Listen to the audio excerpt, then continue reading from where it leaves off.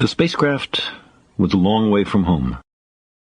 I thought it might be a good idea, just after Saturn, to have them take one last glance homeward.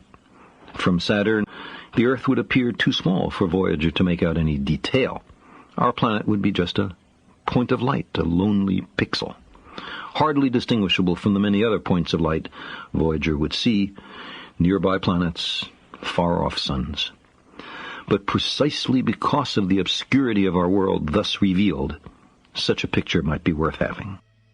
It had been well understood by the scientists and philosophers of classical antiquity that the Earth was a mere point in a vast, encompassing cosmos. But no one had ever seen it as such. Here was our first chance, and perhaps also our last, for decades to come. So, here they are. A mosaic of squares laid down on top of the planets, and a background smattering of more distant stars. Because of the reflection of sunlight off the spacecraft, the Earth seems to be sitting in a beam of light, as if there was some special significance to this small world.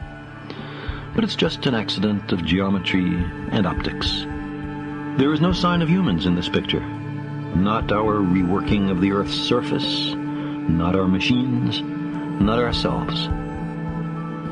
From this vantage point, our obsession with nationalism is nowhere in evidence.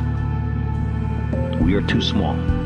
On the scale of worlds, humans are inconsequential, a thin film of life on an obscure and solitary lump of rock and metal.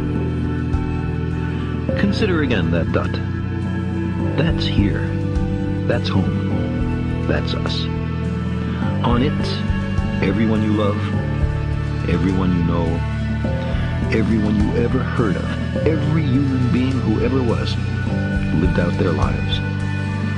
The aggregate of our joy and suffering. Thousands of confident religions, ideologies, and economic doctrines. Every hunter and forager, every hero and coward, every creator and destroyer of civilization. Every king and peasant, every young couple in love, every mother and father, hopeful child, inventor and explorer, every teacher of morals, every corrupt politician, every supreme leader, every superstar, every saint and sinner in the history of our species lived there, on a mote of dust, suspended in a sunbeam. The Earth is a very small stage in a vast cosmic arena. Think of the endless cruelties visited by the inhabitants of one corner of this pixel on the scarcely distinguishable inhabitants of some other corner.